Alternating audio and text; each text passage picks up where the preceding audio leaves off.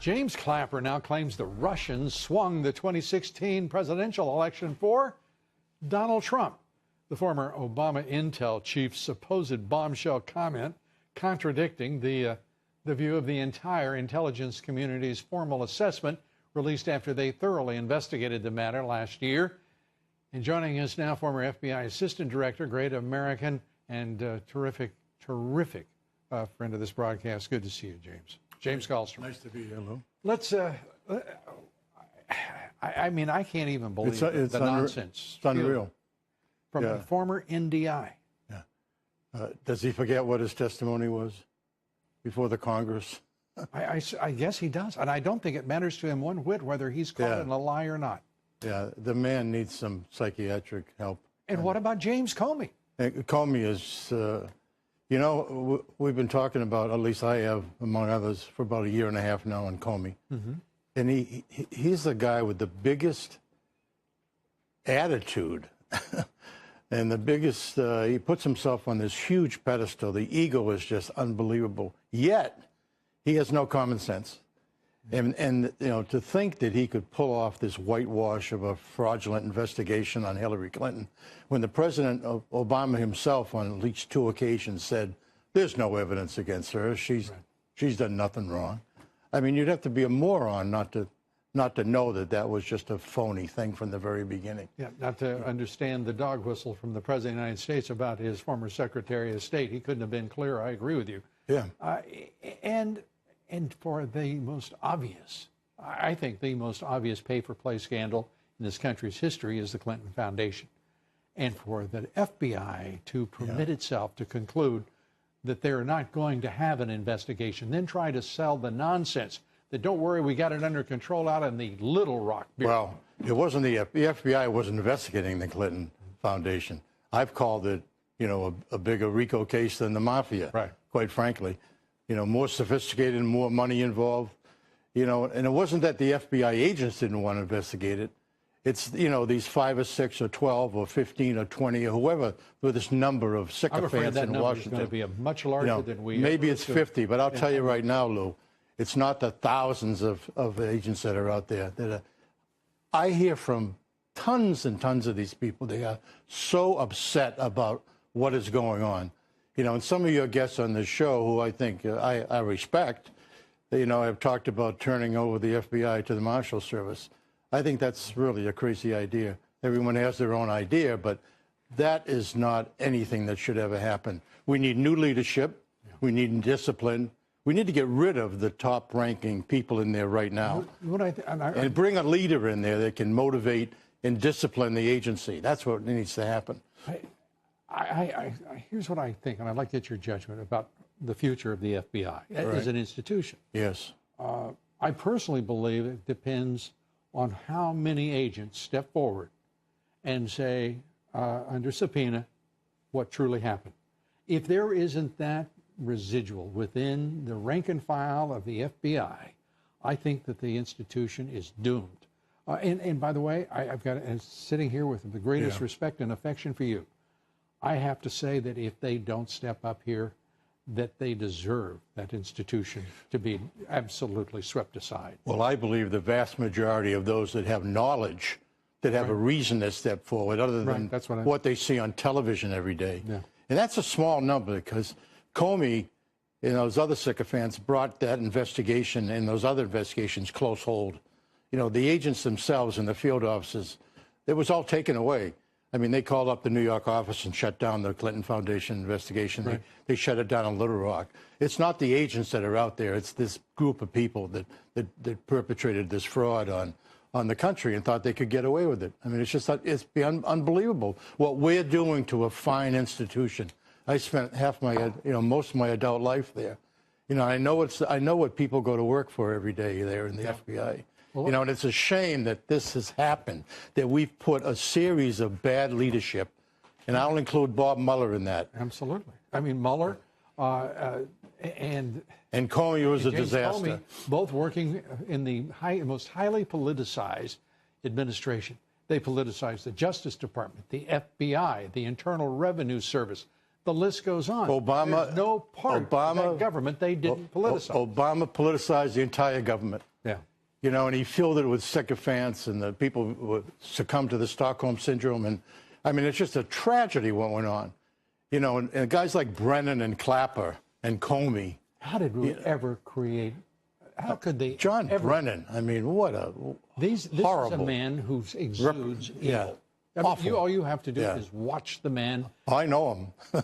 I can tell you that's a good feeling on your part, because he's really a psychopath, that guy.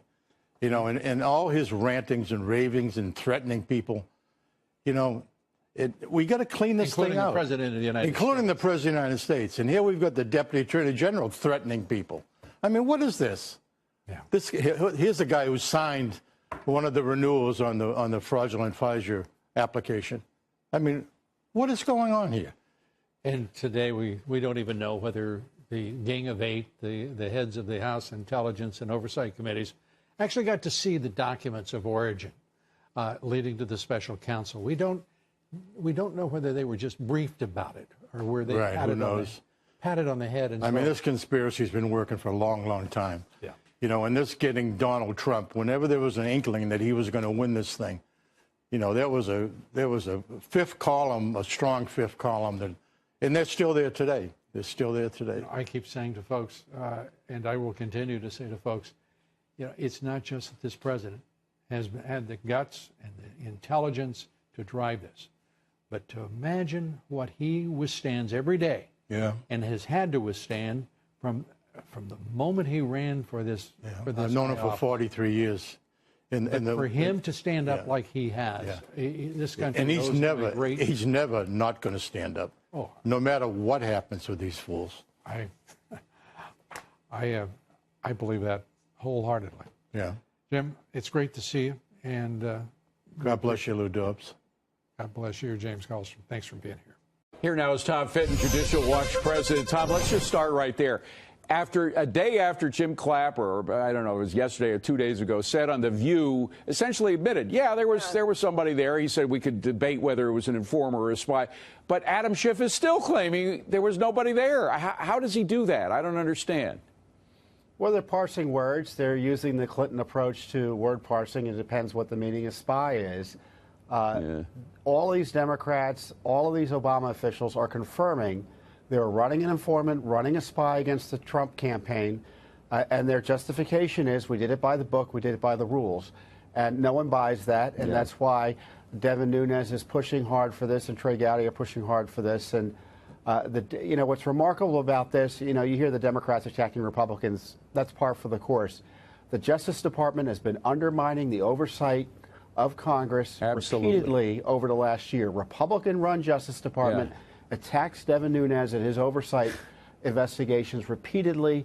And I guarantee you they didn't give him enough information today. Well, by the way, it was withholding. It was fascinating yesterday to see the tension between Rod Rosenstein, who was at the same conference that President Trump was at. They were trying to bury all of the antagonism between the two, but it was clear that it still existed. But let me just talk about President Obama for a second here, because whether you want to call him a spy or an informant, could the FBI have implanted this person into a presidential campaign without some kind of approval or at least knowledge by the sitting president, who was Obama? The president was briefed on the dossier. You can bet he was briefed on this operation against the campaign, especially given its sensitive nature. And President Obama should disclose what he knew about that. And you're assuming that the FBI was running him. I don't know if that's true. What was the CIA's involvement? The Defense Department was providing him money. Was the Defense Department involved in this? There's a lot of questions that need answers to. There's also the question of timing and when this informant was implanted.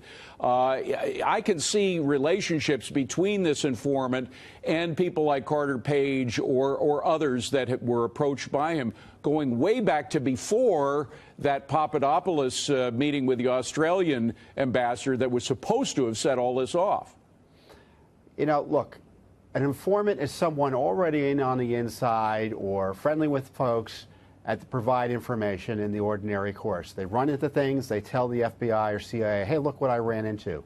A spy is someone you send in to get information and bring it out. Right. That's what this person was doing, Mr. Halper, it looks like. He was actually paying one of the sources, one of the targets, to try to cement a relationship. Obviously, throwing out opportunities to Carter Page in terms of meetings and reaching out to him repeatedly. This was a spy operation, no matter how you slice it.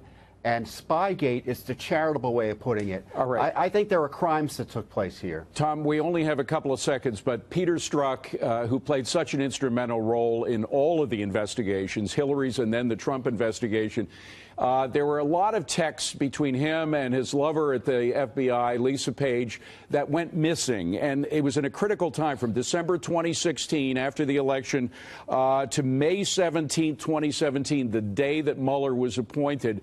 Are we ever going to retrieve those texts? Well, the IG, if I recall, found at least some of them. This is why we need full disclosure about all the text messages. We're in federal court trying to get answers. The FBI won't be giving us a report as to all the text messages they found if they have their druthers until 2020.